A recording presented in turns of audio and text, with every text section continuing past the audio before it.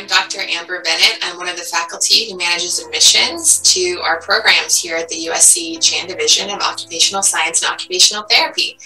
And today I want to go over one of our most common questions, which is how to maximize your application to our entry-level doctorate program.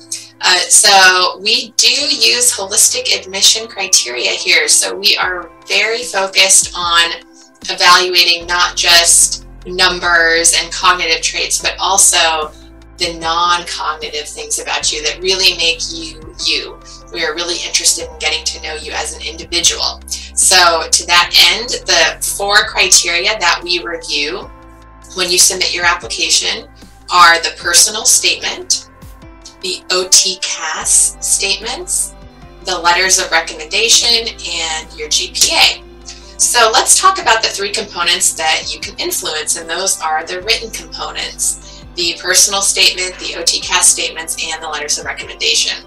So starting with the personal statement, we have our own USC Personal Statement prompt that's different than the prompt on the centralized application system, OTCAS. So when we review applications, we are really focused on our own USC Personal Statement. So that's what I'm going to be talking about here. Our tips for that statement are, above all, to answer the prompt, right? There is a prompt that you're given that we want you to respond to in your answer, and that's what we're looking for. You know, we do have rubrics we use to evaluate how well you answered the prompt, and so be sure you're hitting all the points, right, that we're asking for in the prompt for the personal statement. And also go back to that, English class, right, what you learned about how to write a proper essay, what makes a good essay structure, introduction, a conclusion, supporting paragraphs. Refresh yourself on what you need to do to write a proper essay. And then proofread, right? Be sure that you are looking at it over and over, evaluating your grammar, your spelling. Have other people look at it, ask them to tell you if it makes sense, right? If it can be improved in some way. Have them look at your spelling and grammar. Have multiple eyes take a look at your personal statement to make sure that it's the best that it can be.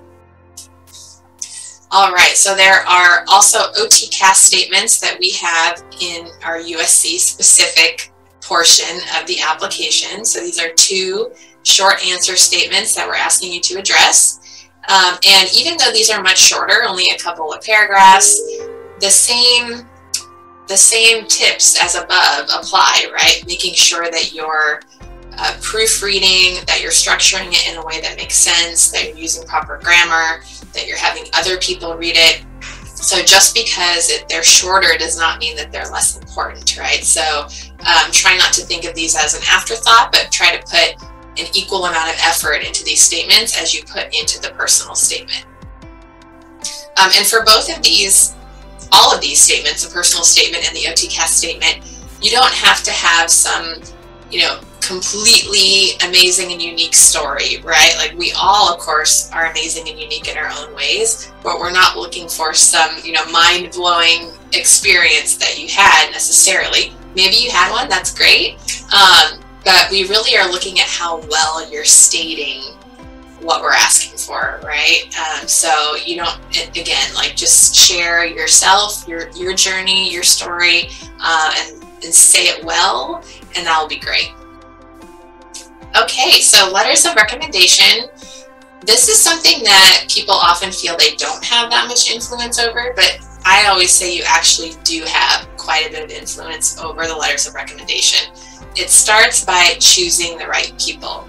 So we accept letters of recommendation from any professional reference. So it could be a professor, it could be a therapist, it could be any professional, right? Someone you worked for, a former manager, anyone that knows you well, right? And that's the key term, is knows you well, right? That can write you a good letter.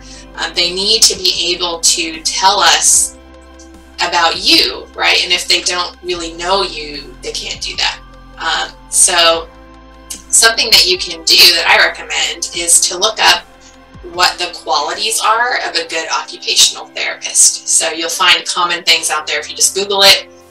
Patience, problem solving, good communication, creativity. You'll see all of these things out there on the web.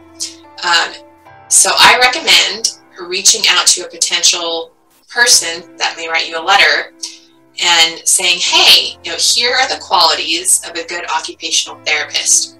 Can you write a letter specifically describing times when I demonstrated one or more of these qualities, right? So if they write a letter of recommendation that says, I was their manager at Baskin Robbins, and this was the time that Jenny demonstrated incredible patience with a difficult customer, and here's how it went down. That's good, right? The more specific examples we can get of how you will make a good occupational therapist, how you will make a good occupational therapy student, that's very useful to us. I say beware of, again, people that do not know you very well, which can often be, say, therapists that you shadowed for a few hours. They may be occupational therapists, but if they don't know you, they really cannot do this, right? Like they cannot write you a good letter, and those are oftentimes the weakest letters that we see. So do make sure that you are choosing people and communicating with them up front and saying, can you do this? If they don't feel confident in their ability to do that, then say, that's totally fine, I will ask somebody else. Okay? We at USC only read the first 3 letters of recommendation that are submitted. So the order in which you input your recommenders into OTCAS is the order in which the letters will come in. So when they complete their recommendation and they submit it, it will come in the order in which they were entered by you into OTCAS. So put your top 3 people, right, your strongest 3 recommenders, and put them first into the OTCAS system.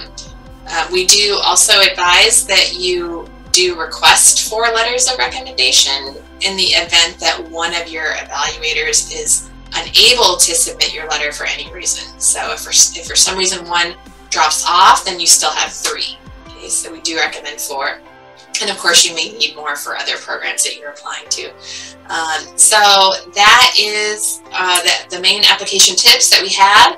Feel free to reach out to us, and definitely attend an information session. We will talk more about all of these things. And good luck. Can't wait to read your application.